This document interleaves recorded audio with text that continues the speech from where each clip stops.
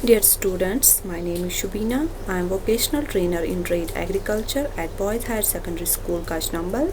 My trade partner is Beable. Firstly, it's a great opportunity for me to deliver my lecture to students in these harsh times where we cannot attend the schools directly. For providing this opportunity, I am thankful to our Manhas sir, Project Director Samagra, Muzaffar sir, cluster head, and Samir sir, who is our coordinator. These people had provided us with the opportunity to get connected to our students and do our part in helping our society in the time of this crisis. Now, the topic of discussion for today is importance of livestock. मतलब कि जो मवेशी होते हैं उनकी हमारी रोज़मर्रा की ज़िंदगी में क्या अहमियत है। अगर हम लाइफ स्टॉक को इन सिंपल वर्ड्स डिफ़ाइन करें, ये वो जानवर होते हैं जो हम अपने फ़ायदे और अपने इस्तेमाल के लिए रखते हैं। नाउ हम कौन कौन से सब टॉपिक्स इसमें कवर करेंगे आज के हमारे टॉपिक में। पहले हम इंट्रोडक्शन देखेंगे, फिर उसके बाद लाइफ स्टॉक क्या होता है, उसके बाद कंट्रीब्यूशन हमारे लाइफ स्टॉक का क्या है इंडियन इकोनॉमी में, then life stock census, then जो लाइफ स्टॉक रेवोल्यूशंस हुई हैं और जो कॉमन टर्मिनोलॉजी हम एनिमल हस्बेंड्री में यूज़ करते हैं वो हम पढ़ेंगे। Coming to our introduction, India is an agricultural country. जो हमारा हिंदुस्तान है वो एक काश्तकार मुल्क है जिसकी ज़्यादातर आबादी 70% ऑफ इट्स पॉपुलेशन जो है किस पे दारमदार है, रोज़ी रोटी के लिए एग्रीकल्चर या काश्तकारी पे दारमदार है। अब हम देखेंगे व्हाट्स दिस एग्रीकल्चर, ये काश्तकारी होती क्या है। It's the art and science of farming. That's agriculture में हम क्या करते, इसमें हम सीखते हैं art and science of farming.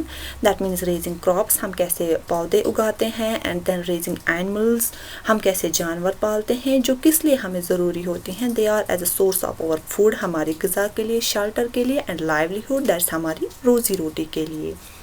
Now जो हमारा आज का टॉपिक है मेनली रिलेटेड है life stock and that's related to the animal husbandry. Now what's the animal husbandry क्या होता है। It's the branch of agriculture, ये काश्तकारी की एक ब्रांच है जो किसके साथ मुलव्वस है, domestication, care and breeding of animals such as cattle, horse, sheep, goat, pigs et cetera. Now coming to term life stock मतलब मवेशी। लाइफ स्टॉक हम उन डोमेस्टिकेटेड एनिमल्स को कहते हैं जिनको हम पालते हैं इन एग्रीकल्चरल सेटिंग्स, जिनसे हमें क्या मिलता है, जिनसे हमें कमोडिटीज़ मिलती हैं such as food, fibre and labour. And जो ये लाइफ स्टॉक हम रेयर करते हैं या रेज करते हैं, ये हम मेनली किस लिए करते हैं, अपने फ़ायदे के लिए और अपने इस्तेमाल के लिए।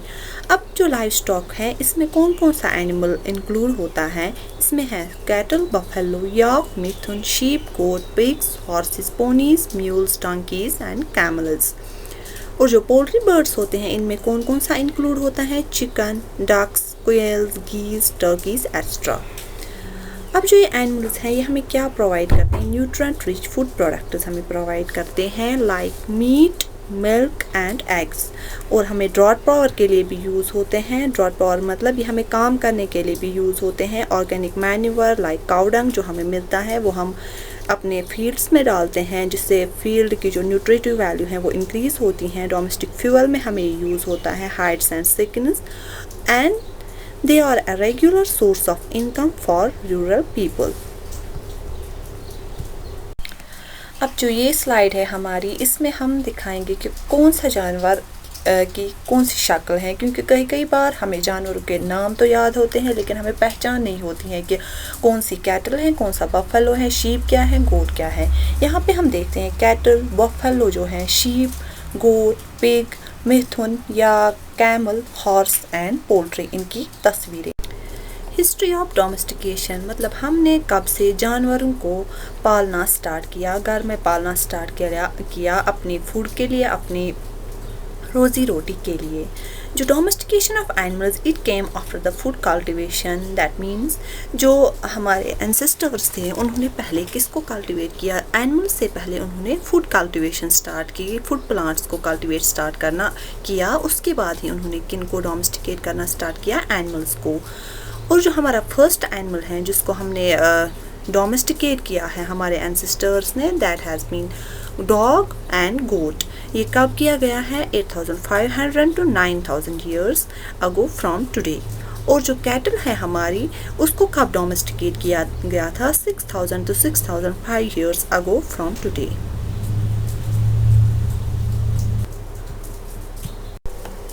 Livestock and it's contribution in Indian economy. जो हमारी मवेशी है, इनका हमारी माशियत में कितना हिस्सा है? एनिमल हस्बेंड्री जो है, it supports livelihood of more than 2/3 of the rural population.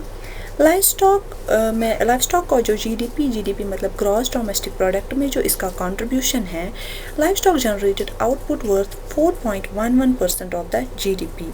और जो इसका जीडीपी में हिस्सा है, मतलब एग्रीकल्चरल ग्रॉस डोमेस्टिक प्रोडक्ट में जो कंट्रीब्यूशन है लाइवस्टॉक का, दैट्स 26%। और जो लाइवस्टॉक सेक्टर है वो कितने लोगों को रोज़गार फराहम करता है? जो टोटल इंडियन वर्कफोर्स है, उसमें से जो 8% लोग हैं वो किस में अपना रोज़गार पा लेते हैं? लाइवस्टॉक सेक्टर में। और ये लाइवस्टॉक सेक्टर जो है, ये इम्पॉर्टेंट ज़रिया है रोज़ी रोटी का mainly for small farmers. And ये कितना कंट्रीब्यूट करता है उनके इनकम को? 16%। और जो लाइवस्टॉक सेक्टर में है, वहाँ पे हमें विमेन इक्वालिटी और जेंडर इक्वालिटी भी आती हैं, जहाँ पे हम इक्वली मतलब more than males the womens are more engaged with the livestock. For example, there is the more than 3/4 of the labour demand. जो हमारी मजदूरों की डिमांड होती है लाइवस्टॉक सेक्टर में, वो हमें किससे मैट होती है? वो हमें किससे पूरी होती हैं? वो हमें पूरी होती हैं किससे? विमेन से, मतलब औरतों से। नाउ हमारा जो नेक्स्ट सब हेडिंग है livestock resources of India, can call it livestock census. जो है, जो प्रेजेंट हमारी पॉपुलेशन है लाइवस्टॉक की, वो क्या है इंडिया में एज़ कम्पेयर टू जो हमारा लास्ट लाइवस्टॉक सेंसस था जो 2012 में आया था। उसमें हमें एक ट्रेंड थी कि हमारा जो लाइवस्टॉक था वो डिक्रीज़ हो गया था बाय 3.3%। बट इस लाइवस्टॉक में एक अच्छी बात यह है कि टोटल लाइवस्टॉक पॉपुलेशन जो है वो इंक्रीज़ हो गई है बाय 4.6%। और जो हमारी लाइवस्टॉक पॉपुलेशन है वो है 535.78 मिलियन, जिसमें जो बफेलो का शेयर है वो है 109.85 मिलियन। और हम पूरी दुनिया में बफेलो पॉपुलेशन में फर्स्ट हैं। और उसके बाद कैटल की जो पॉपुलेशन है वो 192.49 मिलियन है। और पूरी दुनिया में जो हमारी पॉपुलेशन ऑफ द कैटल, गाय की जो पॉपुलेशन है, उसमें हम सेकंड पोजीशन पे हैं।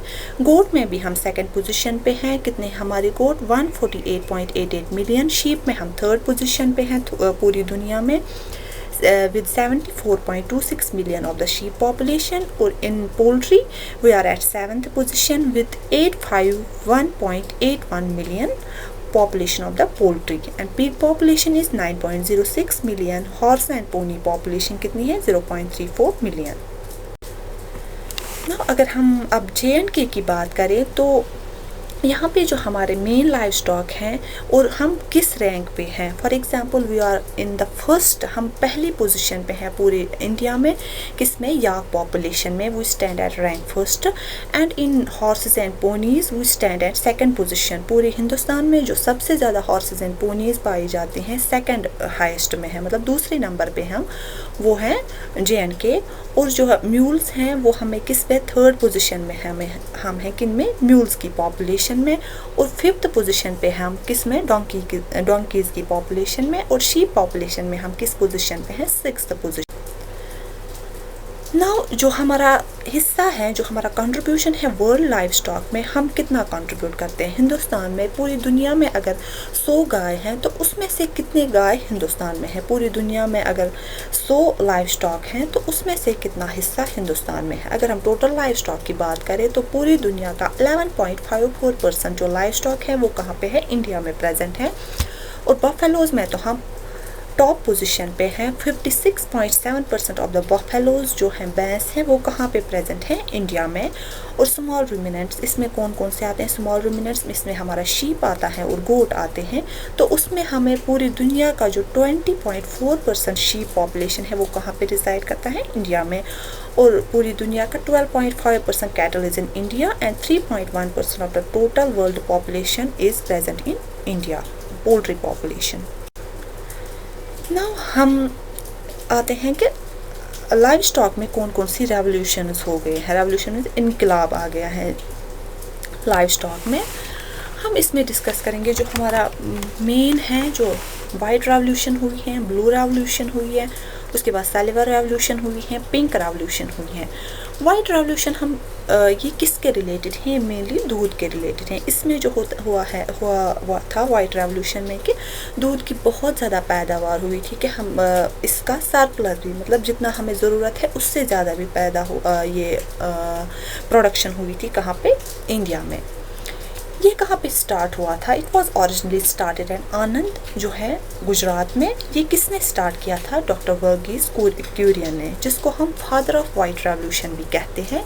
इसमें क्या हुआ था, there was tremendous increase in milk production in India, जिसकी वजह से जो क्या है, इंडिया क्या बन गया, top milk producing country in the world.